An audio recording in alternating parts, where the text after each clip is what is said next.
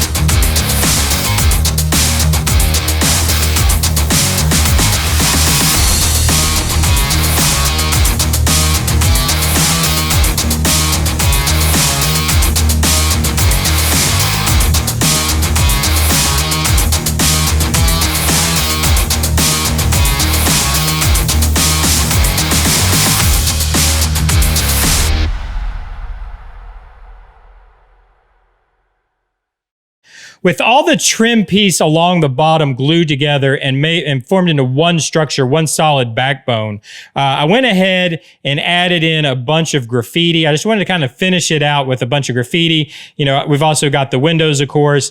But in this apocalyptic world, I thought there would be a ton of graffiti. So I wanted to add a lot of graffiti along all that concrete.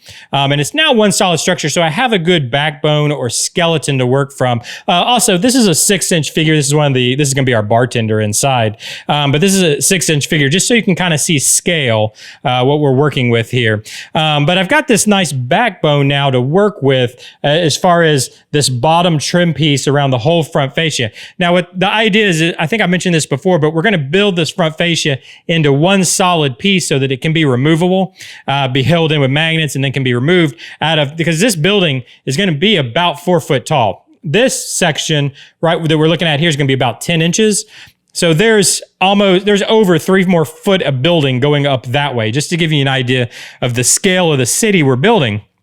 This, though, will be able to be removed so that we can get cameras down inside this bar and grill and actually film inside there, because the characters in this series we're filming are going to hang out there quite a bit. This is going to be their spot or their haunt or whatever you want to call it, their place they go get drinks, essentially. So we're going to be filming inside of this a good bit, so I wanted to be able to get cameras inside there. Now, to do that, I'm building out the wall segments, the rest of this piece here, because this is going to be all one piece, but I need the wall segments, and I'm building that out of MDF. So what I thought I'd do real quick is kind of put in what we've got so far so you can see how this is going to go. So we've got these side walls that'll go on either side. I've got them notched a little bit where the windows kind of fit into the notches on the side there. Let me get the one on the other side.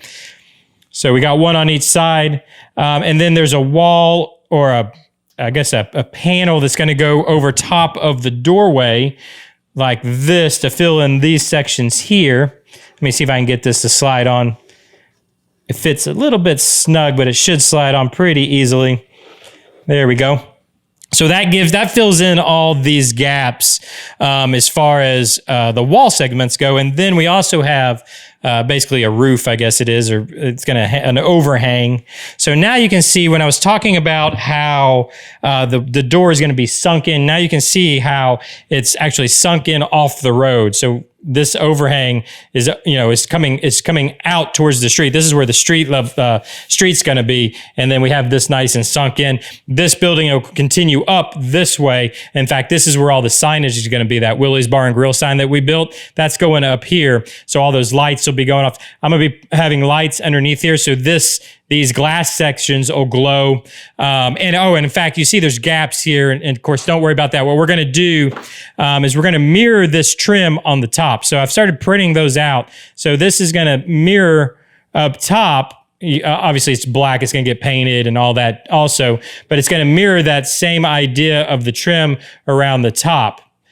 And I think that's going to look pretty good. We'll also give texture. We're not going to just leave this raw MDF here. It's going to get texture. It's going to get painted. I think I'm going to paint it gray. I want to keep it real, either gray or maybe even just kind of a color. I was thinking maybe like a color like this MDF, but I think I'm going to go gray. I just want to keep it real muted because we're going to have a bunch of bright neon lights, black lights, purple, pink, blue lights, red lights. That's where I want the color to come from, is all the lighting. Again, this is this is going to be a cyberpunk world, an apocalyptic cyberpunk world. Everything is going to be lit via neon light, or that's going to be at least the idea. So it's going to be all colorful light. So I want to keep the building itself very muted. Anyways, let me know what you think. Let me know what you think about the structure so far, how it's looking. Let me know down in the comments section. Keep in mind, we're going to have more trim along the top here like this. There'll be more, probably add some more graffiti all along in here. I'm going to add some details along here, probably like keypads and stuff like that, you know, to unlock the door, like a keypad here, maybe some electrical kind of stuff, some light fixtures under here that'll be shining down, that's one great thing about this overhang is this is all going to be false fascia up here. So I can put all kinds of electronics in up here along with what controls Willie's head and all that, but also for lighting. So I can have light fixtures pointing all down inside here. So we can have the back side of these windows glowing. I think it's going to work out pretty well, but let me know what you think. If you have any ideas also, let me know down in the comment section. Let me know what you think so far with the front fascia of Willie's Bar and Grill.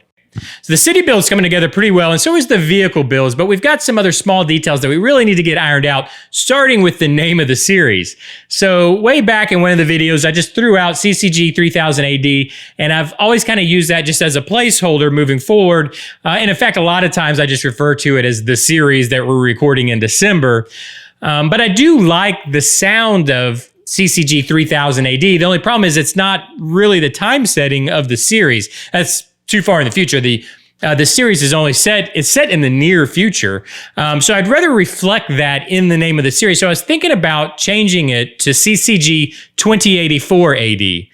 Just giving that the name to the series and using 2084 as the setting or the year for the series as a play off of the book 1984. So the two kind of go together, the book 1984 and the cyberpunk world, and just giving an homage to the book 1984 by setting it in the year 2084, hence the name of the series being CCG 2084.